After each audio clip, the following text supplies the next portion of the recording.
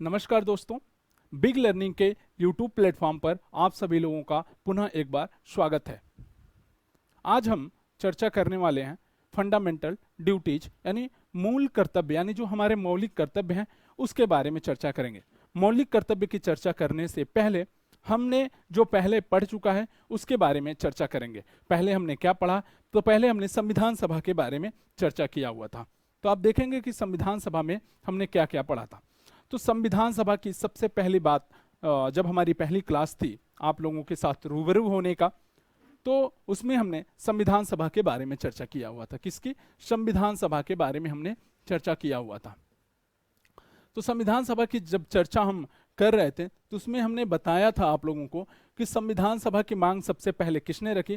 तो आप देखेंगे कि गांधी जी ने 1922 में संविधान सभा की मांग रखते हैं। 1922 में गांधी जी जब संविधान सभा की मांग रखते हैं, उसके बाद अंग्रेजों द्वारा 1940 यानी अगस्त प्रस्ताव आता है, और अगस्त प्रस्ताव में अंग्रेजों द्वारा यह स्वीकार किया जाता है कि भारतीयों के लिए क्या होना चाहिए, एक अपना संविधान सभा होनी चाहिए। उसकी चर्चा हमने किया था। फिर हमने अगस्त प्रस्ताव के बाद आप देखेंगे कि द्वितीय विश्व युद्ध चालू होता है। द्वितीय विश्व युद्ध के बाद द्वितीय यानी 1942 में आप देखेंगे क्रिप्स प्रस्ताव आता है। क्रिप्स प्रस्ताव के बाद फिर हमने चर्चा किया था कि संविधान सभा का गठन किस मिशन के तहत या किस योजना के तहत हुआ था। तो हमने कैबिनेट मिशन यानी 1946 की यदि बात करते हैं तो 1946 में कैबिनेट मिशन योजना के तहत क्या होता है, संविधान सभा का हमारा गठन किया जाता है। ठीक है, इस सब की चर्चा हमने कर लिया था। फिर उसके बाद हमने प्रस्तावना के यानी कैबिनेट मिशन बना। कैबिनेट मिशन में जो सदस्य यानी चुने गए थे, तो आप देखेंगे कि जो कैबिनेट मिशन में जो आंकड़ा आया था 389 का हमने आंकड़ा लिया हुआ था। तो हमने यहाँ पर चर्चा किया हुआ था कि 389 का आंकड़ा कैसे आया। तो आप देखेंगे कि 389 का आंकड़ा जो था, उस समय हमारे जो देश की जनसंख्या थी लगभग 40 करोड़ थी। 40 करोड़ की जनसंख्या के आधार पर हमने यह आंकड़ा 389 का लाया था।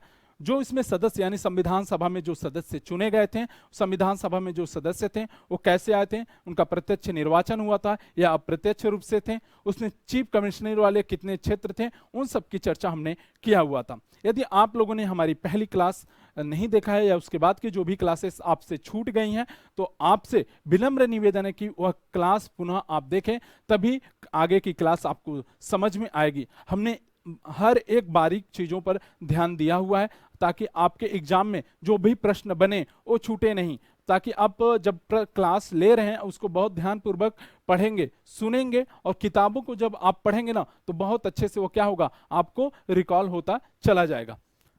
ठीक है, इसके बाद हमने चर्चा किया हुआ था प्रस्तावना की। तो प्रस्तावना में हम देखेंगे कि प्रस्तावना में हमें किन किन बातों पर ध्यान दिया था। तो आप देखेंगे प्रस्तावना में हमने न्याय की बात की थी, हमने स्वतंत्रता की बात की थी, हमने समानता की बात की थी। तो प्रस्तावना में कितने प्रकार की न्याय की बात करता है यानी जस्टिस की बात करता है। तो आप देखेंगे प्रस्तावना में 3 प्रकार के न्याय की बात करता है। वह 3 प्रकार के न्याय क्या क्या है? सामाजिक है, सामाजिक न्याय की बात करता है, आर्थिक न्याय और राजनैतिक न्याय। 3 प्रकार के न्याय की बात करता है। फिर हमने वहां पे स्वतंत्रता की बात की हुई थी। तो स्वतंत्रता क्या क्या थे? तो आप देखेंगे कि हमारे प्रस्तावना में 5 प्रकार की स्वतंत्रता है, और वो स्वतंत्रता क्या है? विचार की स्वतंत्रता, यानी अपने विचार हम रख सकते हैं, जैसे हम आप लोग को पढ़ा रहे हैं, ये हमारी विचार हैं, आप हमसे अपनी कोई बातें कर रहे हैं, वह विचार है। अभिव्यक्ति, अभिव्यक्ति की चर्चा हमने बहुत विस्तार पूर्वक किया था। अभिव्यक्ति में बहुत सारी चीज यानी बोलना, संकेतों के माध्यम से या किसी अन्य माध्यम से अपनी बातों को कहना, लोगों को दिखाना, ये सब क्या है? ये अभिव्यक्ति में यानी अभिव्यक्ति की स्वतंत्रता की चर्चा हमने किया हुआ है। जब हम आप पढ़ेंगे फंडामेंटल राइट्स यानी जो मूल अधिकार है, वहां पे भी हमने इसका जो अभिव्यक्ति की स्वतंत्रता है हमने विस्तार पूर्वक वहां पर चर्चा किया हुआ होता। फिर हमने विश्वास की स्वतंत्रता है और अपने अपने धर्म को मानने की स्वतंत्रता हमें दी गई है। उसके बाद हमने समानता की बात की। हमारा संविधान समानता की बात करता है, और किस प्रकार की समानता की बात करता है? अवसर की समानता की बात करता है और प्रतिष्ठा की बात करता है, यानी 2 प्रकार की स्वतंत्रता। और यहां से हमारी प्रस्तावना से बहुत अच्छे प्रश्न आपसे पूछे जा सकते हैं। फिर हमने बात किया था भाग 1 अनुच्छेद 1 के बारे में हमने चर्चा किया था, यानी भाग 1 अनुच्छेद 1 से 4 तक की हमने चर्चा किया था।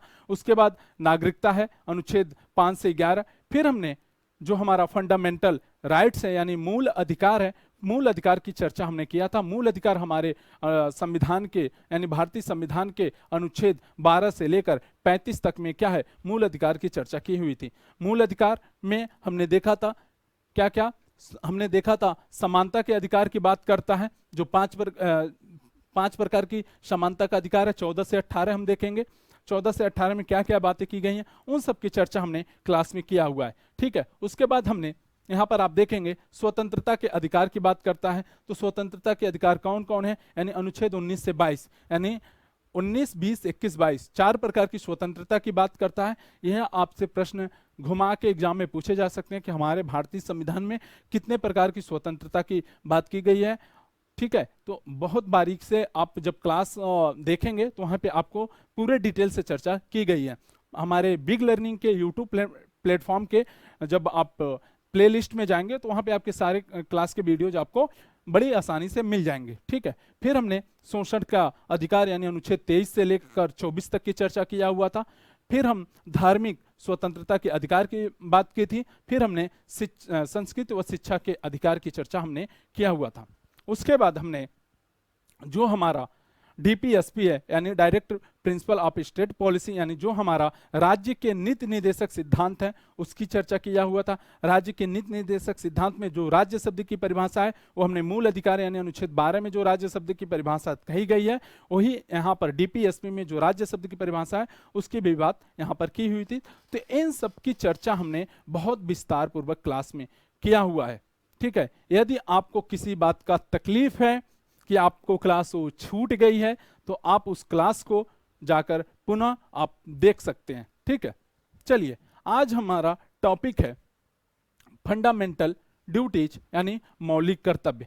हमारे मौलिक कर्तव्य क्या क्या हैं उसके बारे में चर्चा आज हम करेंगे। तो आप देखेंगे जो मौलिक कर्तव्य है, मौलिक कर्तव्य भाग 4 ए अनुच्छेद 51 यानी 51 ए में कहा गया।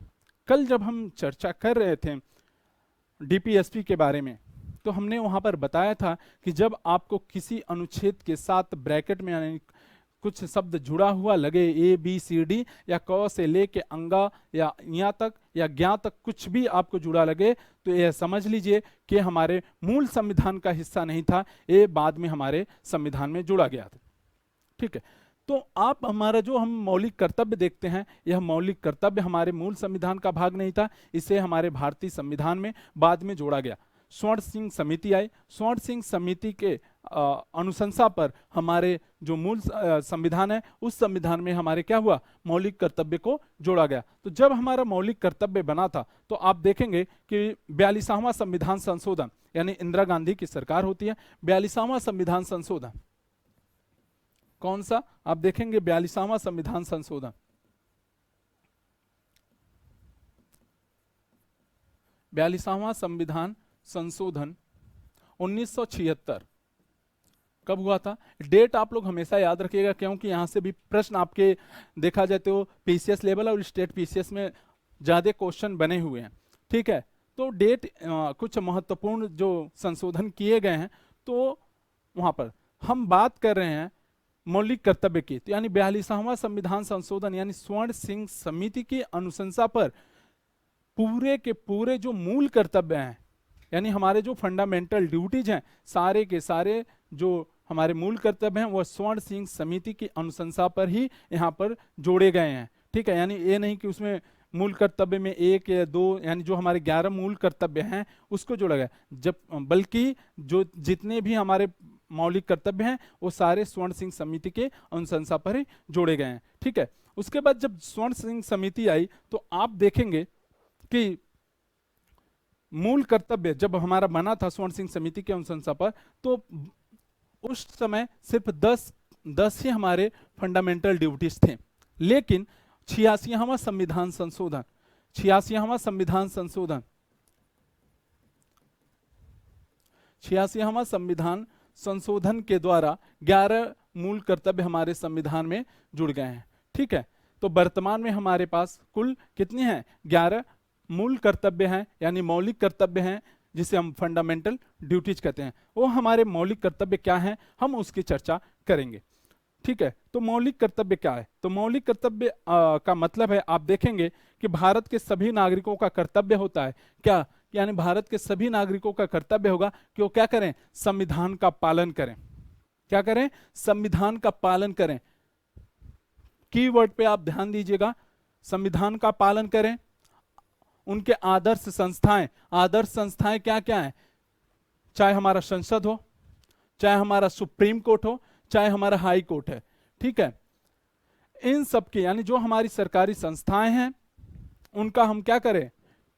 संरक्षण करें, उनका पालन करें। राष्ट्रीय ध्वज, राष्ट्रपति तथा राष्ट्रीय गान का हम सम्मान करें।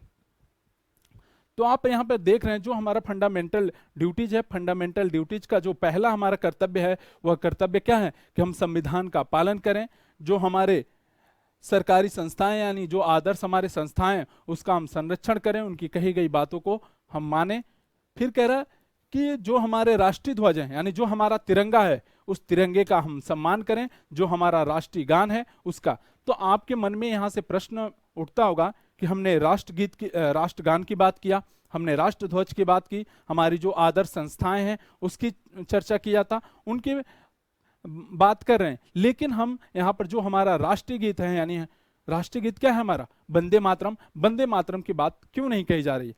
तो वंदे मातरम की बात इसलिए यहाँ पर नहीं की जा रही है कि जब हमारा संविधान बना तो लोगों को लगा कि यदि हम मौलिक कर्तव्य में राष्ट्रीय गान और राष्ट्रगीत को भी समर्पित इसमें समायोजित करते हैं तो राष्ट्रगीत में आप देखेंगे कहीं ना कहीं उसमें धर्म या जात से संबंधित कुछ बातें स्पष्ट रूप से दिखाई देती हैं। इसलिए इसको लेकर विवाद ना हो, इसलिए हमने अपने मौलिक कर्तव्य में राष्ट्रगीत को सम्मिलित नहीं किया है। तो यहाँ से प्रश्न आपका पूछ सकता है कि हमारे जो मौलिक कर्तव्य है, मौलिक कर्तव्य में किन किन बातों का ध्यान दिया गया है, ठीक है। फिर हमारा दूसरा कहता है कि राष्ट्रीय आंदोलन को प्रेरित करने वाले आदर्शों का पालन करें। यानी जो कह सकते हैं कि राष्ट्रीय आंदोलन को प्रेरित यानी हमारे राष्ट्रीय आंदोलन को प्रेरित करने वाले जो नारे थे, जो लोग वहां से जुड़े हुए थे, उन सब का हम सम्मान करें, उनको आदर पूर्वक अपने हृदय में क्या करें? संयोजे रखें, ठीक है। तीसरा कह रहा है देश की संप्रभुता, एकता और अखंडता को बनाए रखें। देश की संप्रभुता का मतलब है कि आप क्या करें कि जो हमारे लोग हैं उनके प्रति अपने विचार यानी दलित रहित, यानी संप्रभुता का मतलब है कि आप किसी भी प्रकार का उनसे भेदभाव ना करें, सभी को अपना भाई बंधु समझें, ठीक है। अब अगला हमारा है कि देश की रक्षा करना और राष्ट्र की सेवा करना, यह आपका कर्तव्य है। देश की रक्षा कैसे करें? जरूरी नहीं है कि देश की रक्षा करने के लिए हमें बॉर्डर पर या तैनात होना पड़ेगा या हमें वर्दी पहनकर बंदूक लेकर तभी हम देश की रक्षा कर सकते हैं। हम देश की रक्षा करने का तात्पर्य यही है कि जो हमारी सार्वजनिक संपत्तियां हैं, जो हमारे प्राकृतिक संपदाएं हैं, उसका संरक्षण करें। यह भी एक प्रकार का हमारा कर्तव्य है। जैसे आप देखेंगे कि स्वच्छ भारत का अभी प्रचार चल रहा है। स्वच्छ भारत यानी हम भारत को क्या करें? स्वच्छ रखें। यह भी हमारी क्या है? देश के प्रति एक प्रकार का रक्षा है, ठीक है। फिर हम कह रहे हैं देश के लोगों में समग्रता, मेल मिलाप, भाईचारा बनाए रखें। यानी देश, जो हमारे देश में आप देखेंगे भिन्न जात के लोग, विभिन्न धर्मों के लोग यहाँ पर रहते हैं, तो उन सभी लोगों में क्या करें? भाईचारे का विचार वहां पर बनाए रखें। फिर कह रहा है अगला यानी छठवां कह रहा है कि देश की समृद्धि तथा गौरवपूर्ण समृद्धि की रक्षा करें। यानी देश की समृद्धि, गौरवपूर्ण यानी हमारी समृद्धि क्या है? हम आप देखेंगे कि जो हमारी विरासत है, चाहे हमारे लाल किला हो, चाहे हमारे राष्ट्रपति भवन हो, चाहे ताजमहल हो, इन सब की हम क्या करें? रक्षा करें। फिर अगला कह रहा है पर्यावरण, वन तथा वन्य जीवों की रक्षा करना भी हमारा कर्तव्य है। यानी पर्यावरण, वन तथा वन्य जीवों की क्या करना है? रक्षा करना है, ठीक है। जब हम यहाँ पर चर्चा कर रहे थे देश की समृद्धि और गौरवपूर्ण समृद्धि की रक्षा करें, तो आप देखेंगे कि जब हम अनुच्छेद 23 की बात कर रहे हैं, तो अनुच्छेद जब हम 23 की बात करें तो वहां पर शोषण के विरुद्ध का अधिकार की हमने बात किया था। किसकी बात की था? शोषण के विरुद्ध अधिकार की हमने बात किया था। तो यदि देश के हित में सरकार आपसे कोई भी काम कराना चाहती है तो आपसे फ्री में काम करवा सकती है, काम के बदले आपको मजदूरी नहीं दे सकती है, क्योंकि यह क्या है, आपका मौलिक कर्तव्य है। हमने अनुच्छेद 23 में इसका विस्तार पूर्वक चर्चा किया हुआ था। फिर हम आगे चर्चा करेंगे कि 8वां है कि वैज्ञानिक दृष्टिकोण, मानववाद, सुधार और ज्ञानार्जन। यानी हम अपने अंदर क्या करें, वैज्ञानिक दृष्टिकोण को अपनाएं। मानववाद यानी मानववाद का मतलब मानव की तरह हम अपना जीवन जिए, ठीक है। सुधार, यदि हमारे अंदर कोई भी प्रकार की बुराई है और हम देश के हित में काम यदि नहीं कर रहे हैं, तो अभी से हम क्या करें कि उसमें सुधार लाने की कोशिश करें। ज्ञानार्जन, आप ज्ञान क्या कर सकते हैं, अर्जित कर सकते हैं कभी भी, ठीक है। फिर कह रहा है सार्वजनिक संपत्ति की रक्षा करना, यानी आपसे यहां पर एक प्रश्न पूछ सकता है कि सार्वजनिक संपत्ति की रक्षा की बात कहां पर की गई है, ठीक है।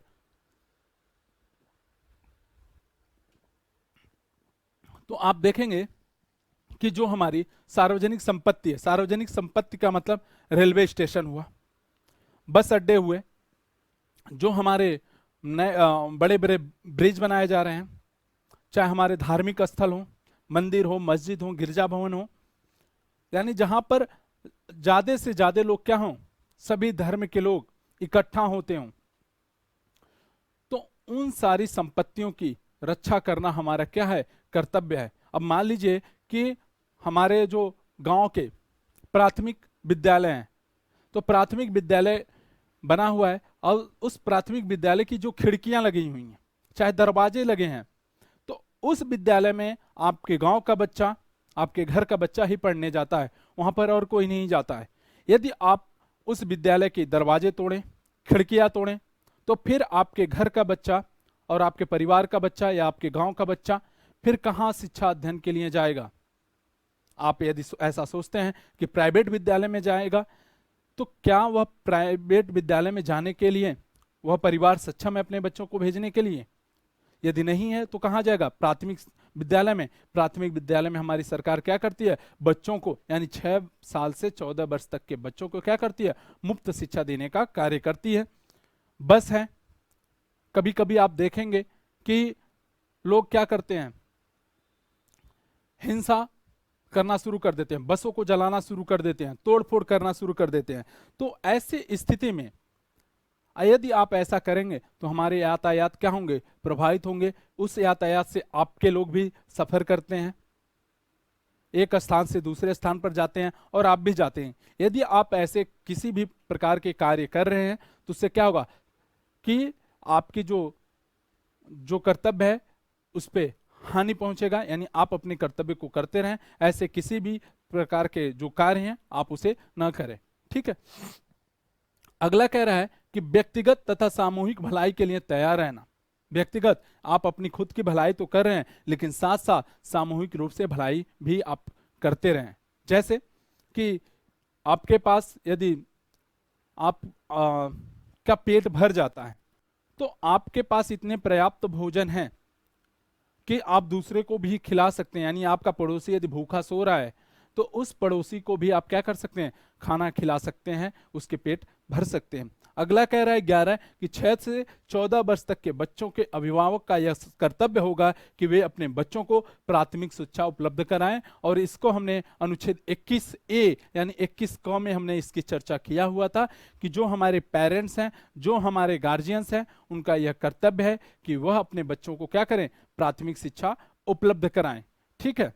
तो ये हमारा था, हमारा मौलिक कर्तव्य। यहाँ आज की क्लास यहाँ पर समाप्त होती है। आपने हमें धैर्यपूर्वक सुना, इसके लिए आप सभी लोगों का बहुत बहुत धन्यवाद।